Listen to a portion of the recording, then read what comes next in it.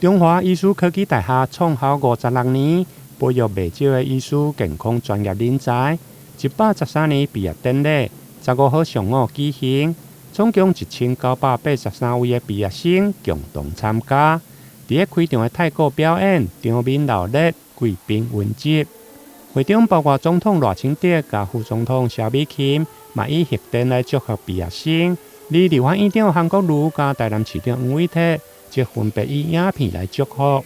校长孙益民在致辞时，除了以历届毕业的校友杰出的成就和师生优秀的表现，勉励毕业生莫看小家己，并且以不断的学习和良好的工作态度来勉励全体毕业生。是我们中华医大113年的毕业典礼，也是创校56年来第51届的毕业生毕业典礼。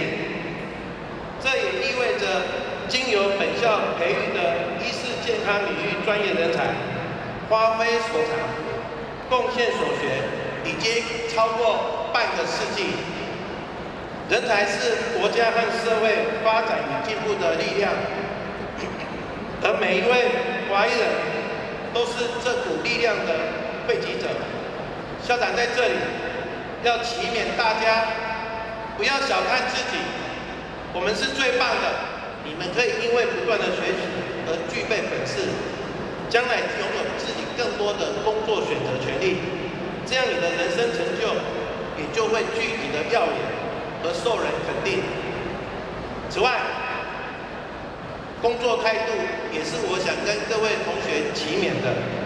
专业能力是可以养成的，但拥有很好的工作态度，是你打开职涯广度和深度的敲门砖。校长希望你们今天毕业之后踏入职场，能够做一个懂得沟通、团队合作、会协调，而且是主动积极的人。相信秉持着不断的学习、良好的工作态度，你必定能为你的人生路程上开出灿烂的火花。典礼最后，有的学校教务长王志达推荐这届全体毕业生的人数，有的校长孙益民颁发毕业证书和博士。会中包括中华艺术科技大学的董事长陈志文、台南市立病院的院长蔡良敏，甲家长会长嘛拢上台致辞，并颁发各项的学业成绩优良奖。台南新闻林根采访报道。